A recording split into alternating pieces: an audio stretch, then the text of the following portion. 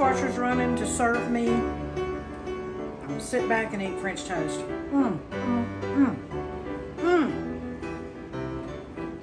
Man, that's good.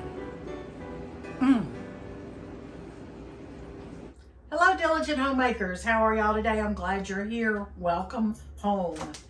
Well, I have had a lot of comments, positive comments, people saying they love my blueberry French toast casserole that is found right here in my first cookbook and my most popular cookbook, From Katie's Kitchen.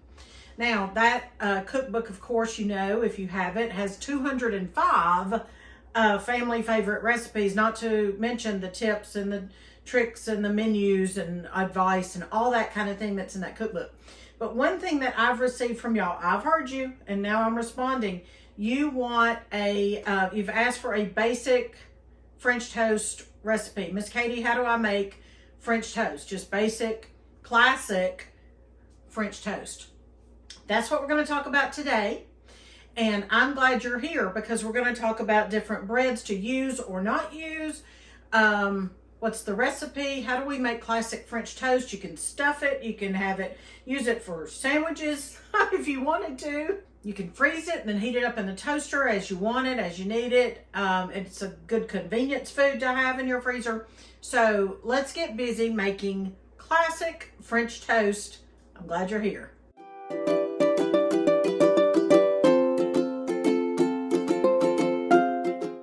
Okay, before we start mixing everything up, let's talk about the bread. That is, of course, the main ingredient and the most important, I guess. All right, French toast is a great way to use stale bread. In fact, stale bread is preferable. You also don't want to use what they call in the American South light bread or white bread, or just white store-bought sliced sandwich bread. That's not going to be dense enough, and it's just going to make a soggy mess. Trust me on this. Now, having said that, if that's all you have, you can make French toast with that kind of bread, but you will basically just dip your bread into the mixture that I'm going to show you and not let it spend some time absorbing the mixture. So it is possible, it's just not preferable. Now, I have today some brioche bread. It is sliced brioche bread. I got it at Aldi, and it's perfect. You could also use Texas toast, which I was actually looking for and I couldn't find it. My family loves brioche bread anyway, so this is going to be great.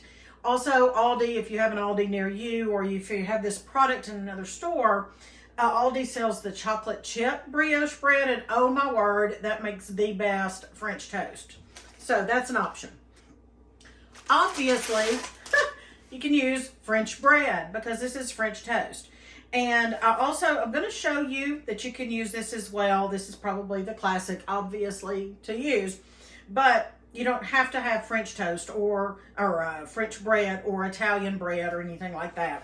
You can just use a maybe a thick sliced white bread. Like if you make your own homemade white bread. If it's thick sliced, then that's ideal. And if it's a little bit stale, that's perfect. You're also going to need eggs, and we'll talk about how many here in a minute, depending on the amount of bread you have.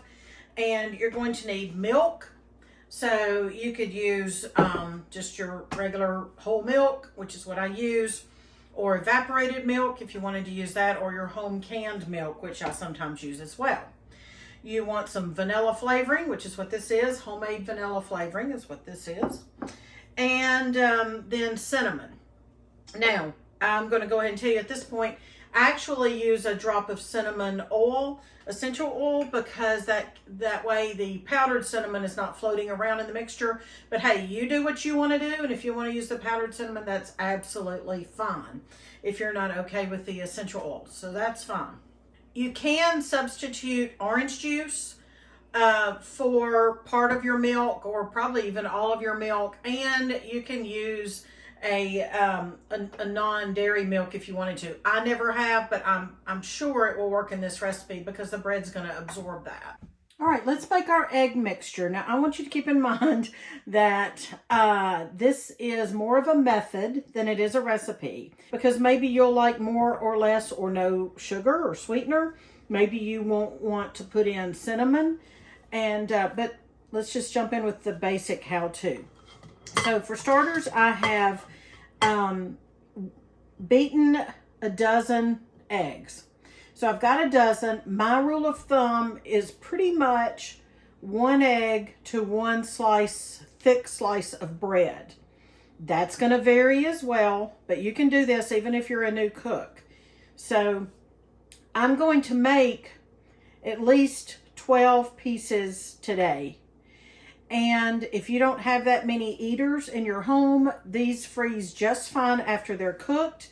And like I said at the beginning of the tutorial video here, that you could freeze those, separate them with wax paper or parchment, put them in a baggie, label them, and make sure all the air's out when you freeze it, label them, and then you can easily take them out, however many you need, and you can heat them up in a toaster or on a griddle or in the oven, excuse me, or take to your campfire if you're camping. So this can be made ahead. All right, so I've got 12 eggs. Then I'm going to put I'm going to put 2 tablespoons of sugar. Like I said, you can do more, less, or no sugar. I'm going to do a pinch of salt because that just brings out the sweetness and helps round it out. I've got 1 to 2, I've got a generous 1 teaspoon of my homemade vanilla. So good, smells delicious. And then I'm going to do 1 drop of the essential oil. Like I said, if that freaks you out, scares you, you can put about 1/4 to 1/2 teaspoon of powdered cinnamon. That's just fine. You can use pumpkin pie spice. You could use a drop of orange essential oils if you wanted to. All right, so let's just get that mixed up.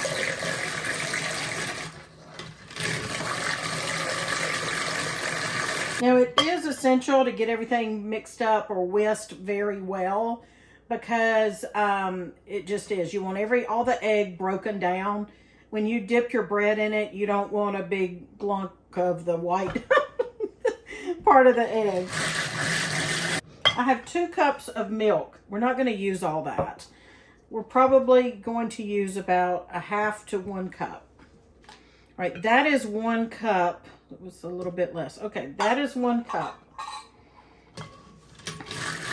Again, you could use 1/2 cup of orange juice and 1/2 cup of milk, or what if you had 1/2 cup of apple cider and 1/2 cup of milk? All right, I want it mixed up really well. There we go. Now, I want to show you, if you had leftover French bread or even Italian bread, any kind of a dense bread like this, like I mentioned before, and I want to point out, it's very fine that it is stale. In fact, it's preferable. But I cut it on the angle or on the bias, means crooked or catty-cornered on the angle. I don't cut it straight across. There's a reason for that. And if you'll pay attention, in some restaurants, they do the same when they're serving bread like this, because it's a greater surface area and it looks nicer. So you have a greater absorption area if you're cutting it on the bias. I didn't cut it very thick. You'll see the comparison between the brioche and the French bread, but I know this is going to work. It's very dense and firmer than this brioche. Now, I don't use ends unless I have to, unless I need extra pieces to feed people, because the end is not going to absorb the egg mixture as well as the middle pieces are. So I have my bread, my egg mixture, and my pan. My pan is not greased or anything like that, because nothing's really going to stick to it. We're just going to put the bread on there and let it absorb the moisture, and then we're going to cook the French toast. If you want to do this with tongs, you can, but to me that's more complicated and you don't have as much control. So we're putting those away. Honestly, I'm just going to dip this bread in the mixture and set it on the pan, and it's going to sit there and absorb. for a little while.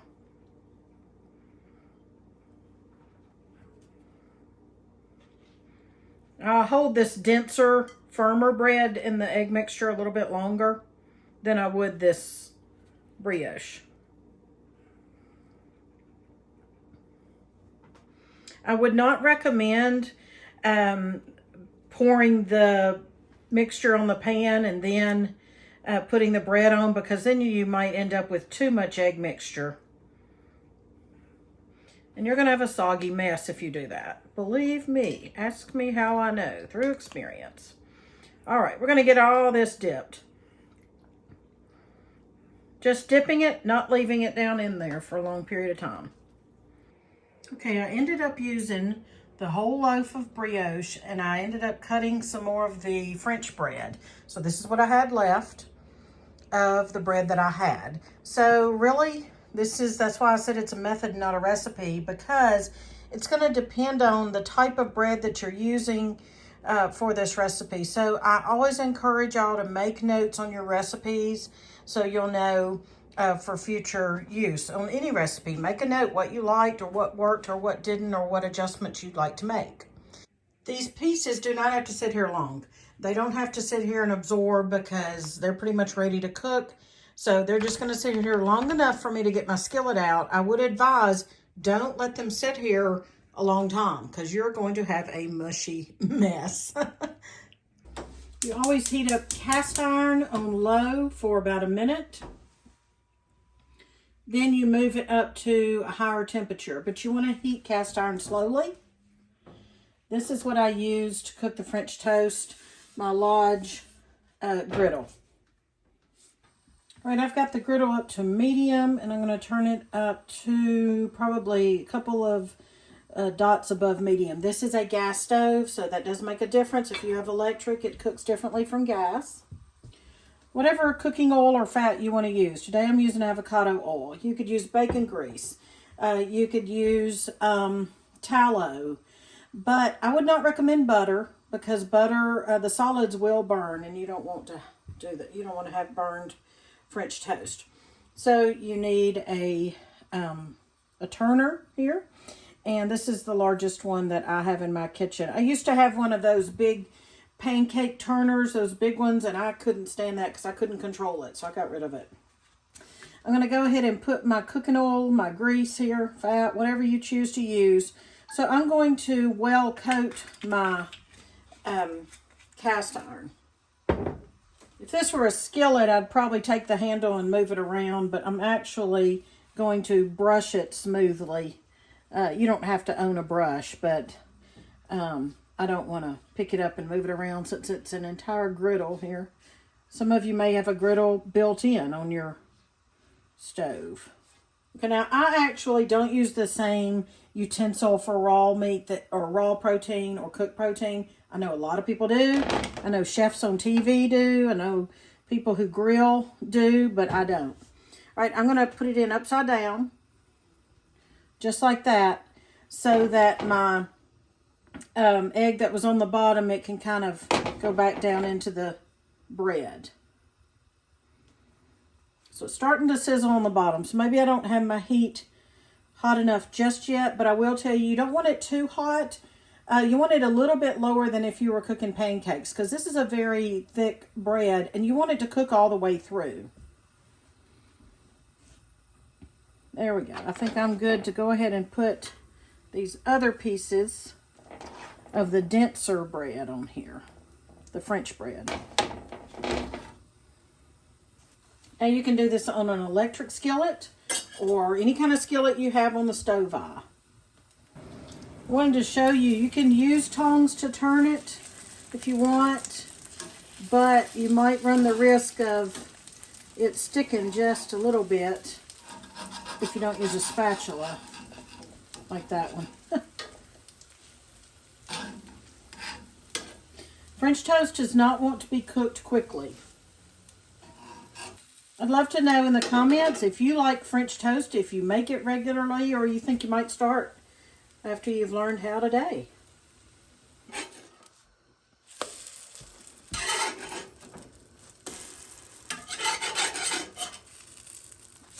that if you are going to cook French toast or even pancakes specifically to put in the freezer to not eat right away, you would want to put them on a cookie sheet, a cooling rack like this.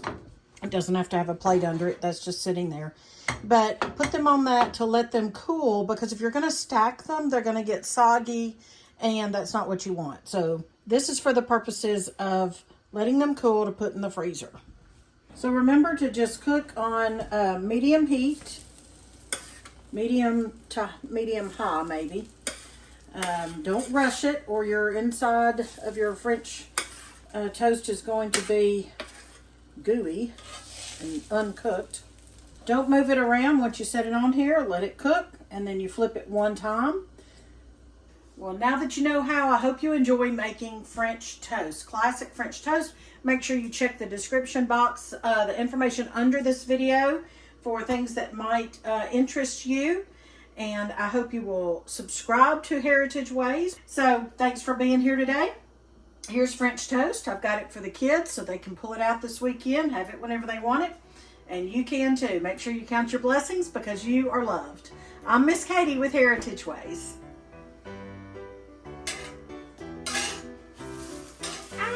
The only one that didn't flip well. I'm not a good flipper. I do nuts. My least favorite thing in the kitchen to do is flip.